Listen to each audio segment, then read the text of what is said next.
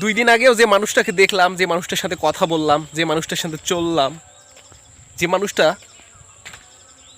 সুস্থ সবল একটা মানুষ, কি বলবো আপনাদেরকে আমি, আজ সকালবেলা শুনতেছি সে মানুষটা মারা গেছে।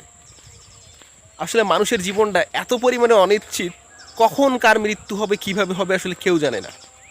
তবে এই মৃত্যুটা বা এই মানুষটার মৃত্যুটা আমি না আসলে মেনে নিতেই পারতেছি না, যে আসলে কীভাবে সম্ভব, যার সাথে 2 দিন আগেও দেখা, 2 দিন আগেও কথা হলো, সুস্থ সবল একটা মানুষ স্ট্রোক করে মারা গেছে। তো এখান থেকে জাস্ট আমি এইটুকু বলতে চাচ্ছি যে এই যে আমি আপনি যে বেঁচে আছি না, এইটা হচ্ছে অস্বাভাবিক। আমাদের মৃত্যুটাই স্বাভাবিক। কখন কিভাবে মৃত্যু হবে আমরা নিজেরাও আসলে বলতে পারবো না।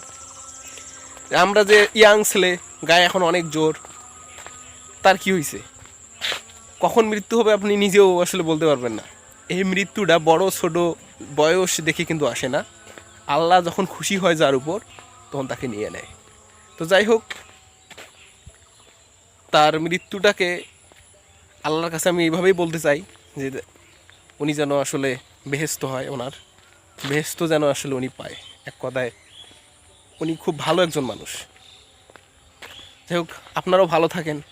দেখা হবে অন্য কোনো দিন অন্য কোনো ভিডিওতে। আসসালামু আলাইকুম।